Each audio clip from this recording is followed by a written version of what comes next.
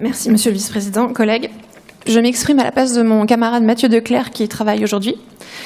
Cette délibération affirme que Nantes Métropole fait de la santé globale une priorité. Cependant, la stratégie retenue ne passe pas par un renforcement des structures de soins publiques ou de la recherche fondamentale académique, mais par le soutien au secteur privé.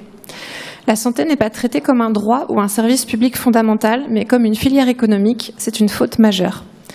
Les infrastructures publiques, le nouveau CHU, la faculté de santé, sont utilisées sur notre territoire comme des produits d'appel pour attirer les entreprises de biotechnologie.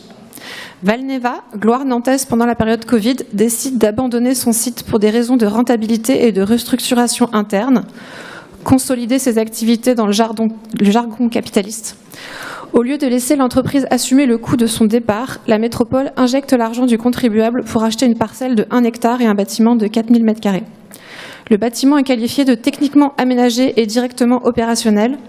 En achetant ce site, la collectivité offre donc une porte de sortie financière idéale à Valneva, tout en préparant le terrain pour de futures entreprises privées qui n'auront pas à assumer le coût d'une construction neuve. À terme, le site pourra être, je cite, « cédé au bénéfice d'un opérateur spécialisé ».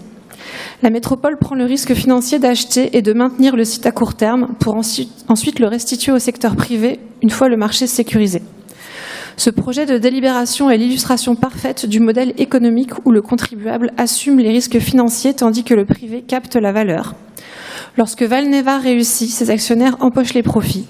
Lorsque Valneva réorganise ses activités et s'en va, c'est la collectivité qui intervient en portage foncier pour éviter le démantèlement. Le départ de Valneva démontre la volatilité de ces entreprises géantes, très dépendantes des cours de bourse et des opportunités fiscales ou industrielles.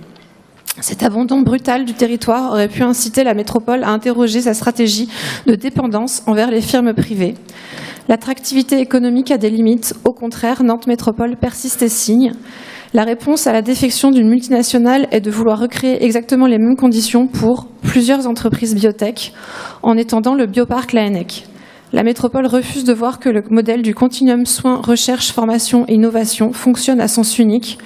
Le public forme les cerveaux et finance la recherche, le privé s'en empare et par ailleurs lorsque sa stratégie financière l'exige. Cette délibération illustre une politique où l'argent public sert de bouclier financier aux entreprises privées de la santé.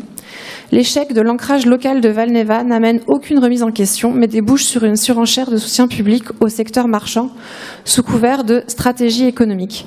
Chère Assemblée, est-ce vraiment le rôle de notre collectivité ?